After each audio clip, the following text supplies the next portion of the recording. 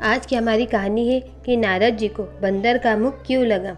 श्री नारद जी बड़े ही तपस्वी और ज्ञानी ऋषि हुए, जिनके ज्ञान और तप की माता पार्वती भी प्रशंसक थी। तभी एक दिन माता पार्वती श्री शिव से नारद मुनि के ज्ञान की तारीफ करने लगी। शिव ने पार्वती जी को बताया कि नारद जी बड़े ही ज्ञानी हैं, लेकिन किसी भी चीज़ का अहंकार अच्छा नहीं होता। एक बार नारद को इसी अहंकार के कारण बंदर बनना पड़ा था। यह सुनकर माता पार्वती को बहुत ही आश्चर्य हुआ। उन्होंने श्री शिव भगवान से पूरा कारण जानना चाहा। तब श्री शिव ने बतलाया कि संसार में कोई कितना ही बड़ा ज्ञानी क्यों न हो, लेकिन श्री हरि जो चाहते हैं वो उसे बनना ही पड़ता है। नारद को एक बार अपने इसी तप और बुद्धि का अहंकार हो गया था, इसलिए नारद को सबक सिखाने के लिए श्री हरि विष्णु को एक युक्ति सूझी। हिमालय पर्वत में एक बड़ी पवित्र गुफा थी। उस गुफा के निकट ही गंगा जी बहती थी। वह परम पवित्र गुफा नारद जी को अत्यंत ही सुहावनी लगी। वहाँ पर के पर्वत, नदी और वन को देखकर उनके हृदय में श्री हरि विष्णु की भक्ति अत्यंत बलवती हो उठी और वे वहीं बैठकर तपस्या में लीन हो गए। नारद मुनि की इस तपस्या से देवराज इंद्र भयभीत हो गए कि कहीं देवर्षि नारद अपने तप के बल से उनका स्वर्ग नहीं छीन ले।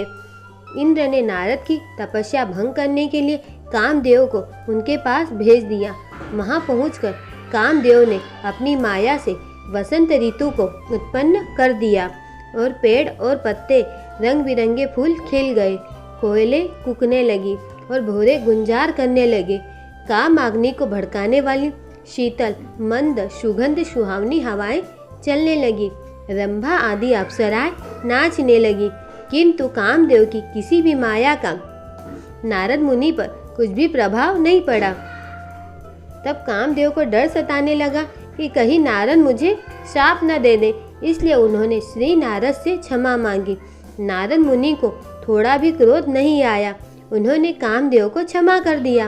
कामदेव वापस अपने लोक में चले गए।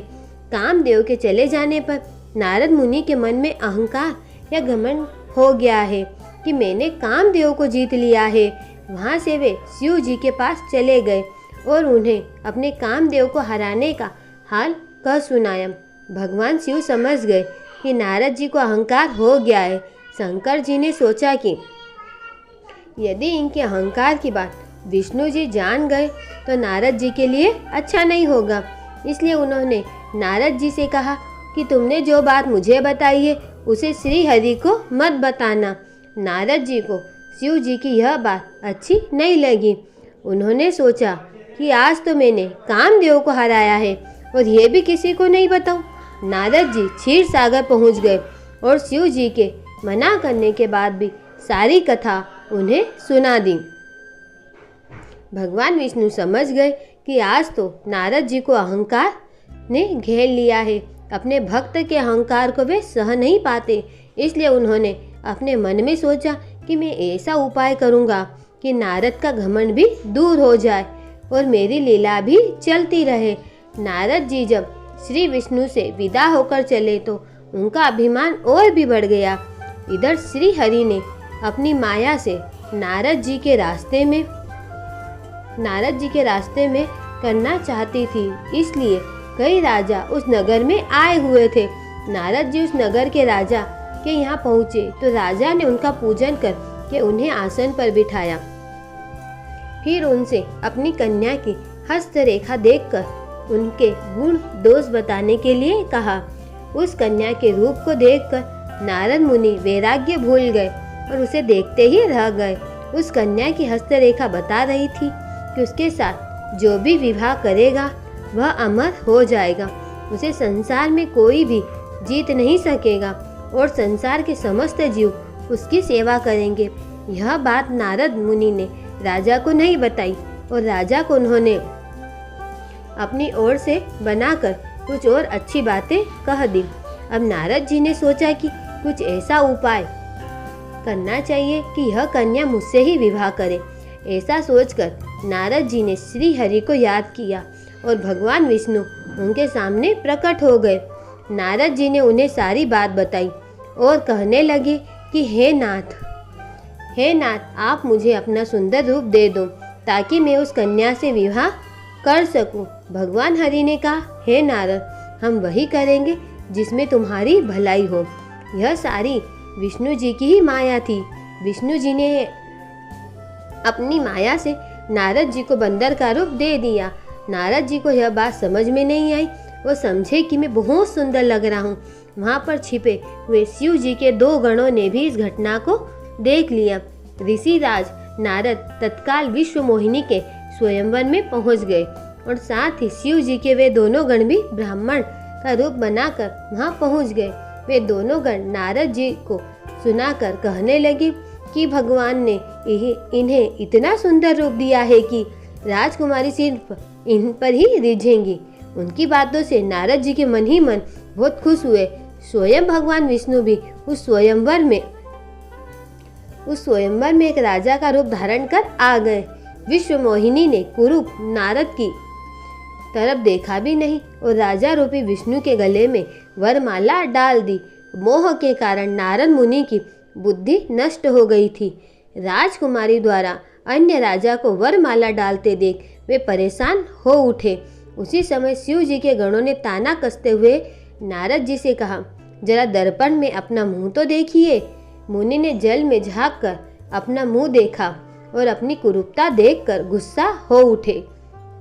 गुस्से में आकर उन्होंने शिव जी के उन दोनों गणों को राक्षस हो जाने का श्राप दे दिया। उन दोनों को श्राप देने के बाद जब मुनि ने उस नारद जी को अपना असली रूप वापस मिल गया था, लेकिन भगवान विष्णु पर उन्हें बहुत ही गुस्सा आ रहा था, क्योंकि विष्णु के कारण ही उनकी बहुत ही हंसी हुई थी। वे उसी समय विष्णु जी से मिलने के लिए चल पड़े।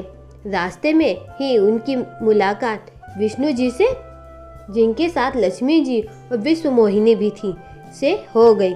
उन्हें देखते ही नारद जी ने कहा, आप दूसरों की खुशियाँ देख ही नहीं सकते। आपके भीतर तो ईर्ष्या और कपट ही भरा हुआ है। समुद्र मंथन के समय भी आपने श्री शिव को बावला बनाकर विष और राक्षसों को मदिरा पिला दिया और स्वयं लक्ष्मी जी और कौस्तुभ मणि को ले लिया। आप बड़े ही धोखेबाज और मतलबी हो, हमेशा कपट का व्यवहार करते हो। हमारे साथ जो किया है उसका फल जरूर पाओगे। आपने मनुष्य रूप धारण करके विश्व मोहिनी को प्राप्त किया है, इसलिए मैं आपको श्राप देता हूँ कि